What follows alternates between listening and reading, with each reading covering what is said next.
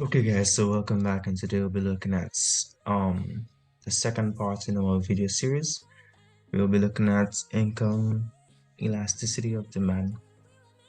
So income elasticity of demand, this is just a measure of the responsiveness of quantity demanded to changes in consumer income. The formula is percent change in quantity demanded divided by the percent change in income. Or you could write this as in symbolic form, of course. In symbolic form, it could be written. Income elasticity of demand. So buyer's income affects the demand for a good in one or two basic ways. An increase in income causes either an increase or decrease in demand. And another point is that the result is either a normal or an inferior good. Normal and inferior good.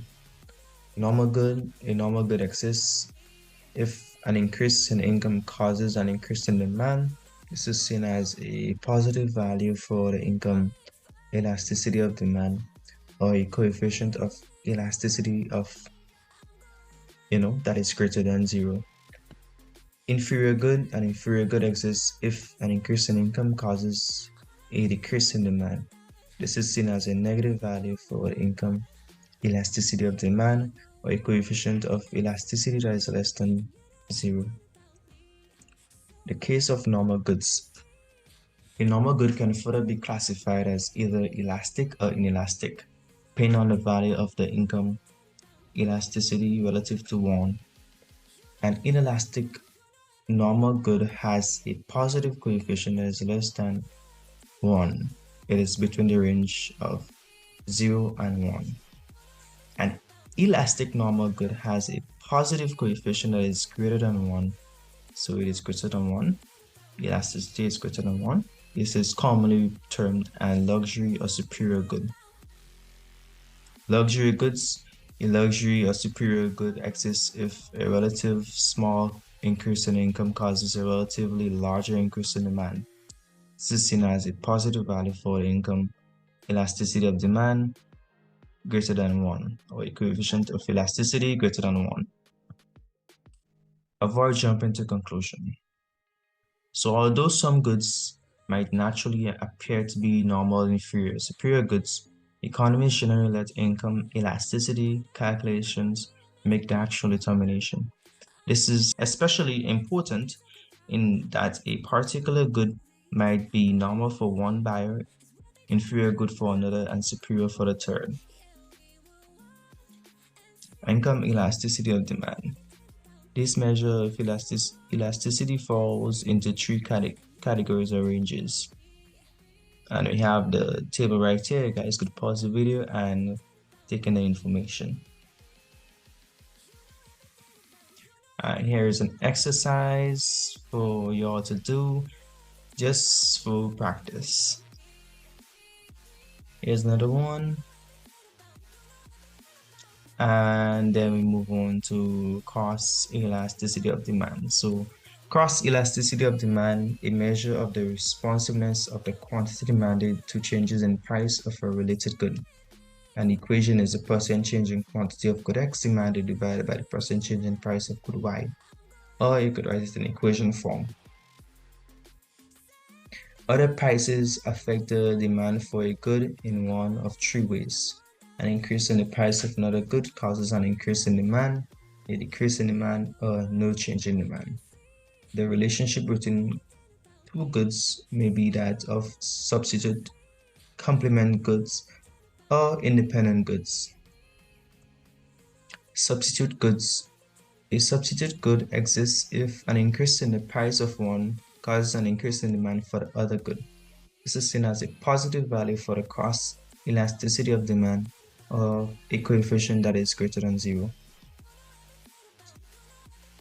A complement good exists if an increase in the price of one causes a decrease in demand for the other. This is seen as a negative value for the cross elasticity of demand, or a coefficient of elasticity that is less than 0, of course. Cross elasticity of demand. We're still on cross elasticity of demand, and the last type is an independent good. An independent good exists if change in the price of one good has no effect on the demand for the other good. This is seen as a zero value for the cost elasticity of demand, or a coefficient of elasticity that is equal to 0.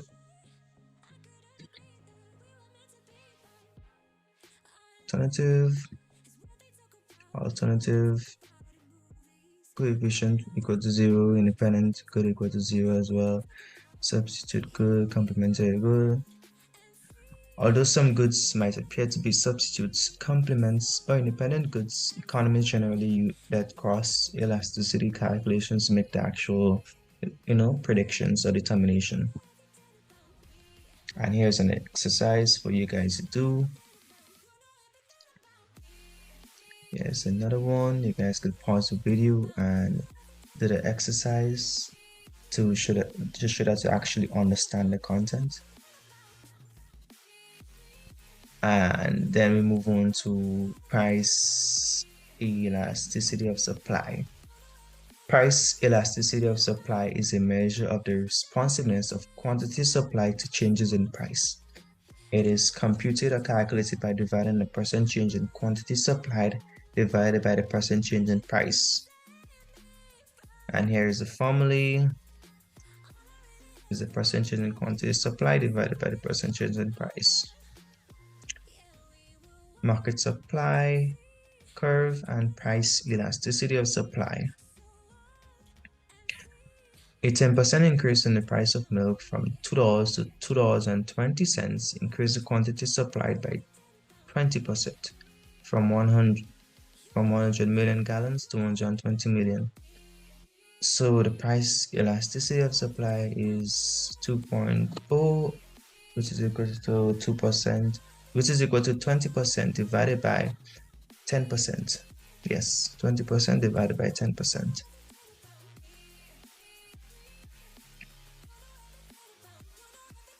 Yes. So always the percent change in quantity supply divided by the percent change in price. Due to the law of supply, the sign of the percent change in quantity demanded will be the same as the percent change in price. Therefore, the price elasticity of supply will always be positive. However, it is customary to express price elasticity of supply in absolute terms, so it always takes a positive value. Where quantity supply is very responsive to price changes, we say that the supply is elastic. Where quantity supply is relatively unresponsive to price changes, we say that supply is inelastic. Degrees of price elasticity of supply. The size of the price elasticity coefficient is used to classify supplies either perfectly elastic, unitary elastic, inelastic, or perfectly inelastic. Price elastic supply. In this case, supply is so responsive that elasticity equals infinity. When supply is perfectly elastic, any change in the price will lead to an infinite change in quantity supplied. Relatively elastic supply. This means that relatively small changes in price causes relatively large changes in quantity supplied. Quantity supply is very responsive to price, but not infinitely so. The percentage change in quantity supplied is greater than the percentage change in price. And you guys could calculate the price elasticity of supply and determine if it fits into the range for relatively elastic supply. That is price of 2.5 to 3.4 and 90 and 16.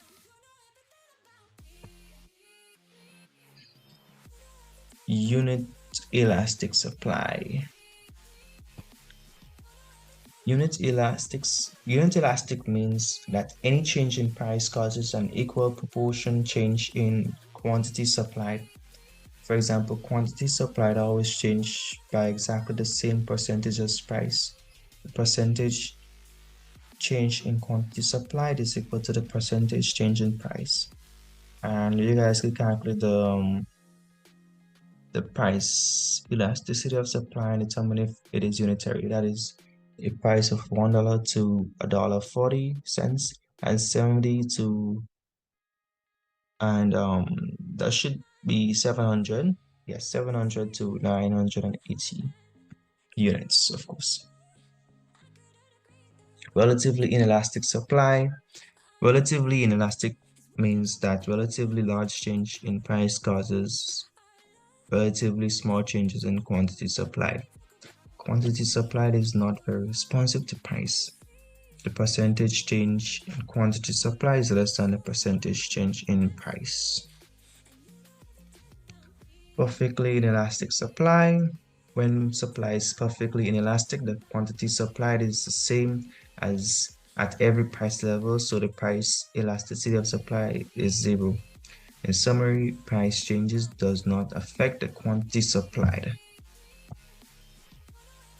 And here is a table showing all the points that we have just discussed prior. And here's an exercise for you guys to do. You guys could do it like right now by pausing the video if you want to, just to show that you actually understand. And if you don't understand, you could always go back to the video and see the points that were laid out. Here's another one. And another one.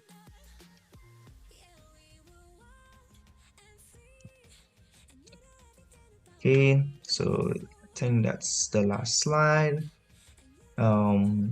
So that's it for me today. See you all next time.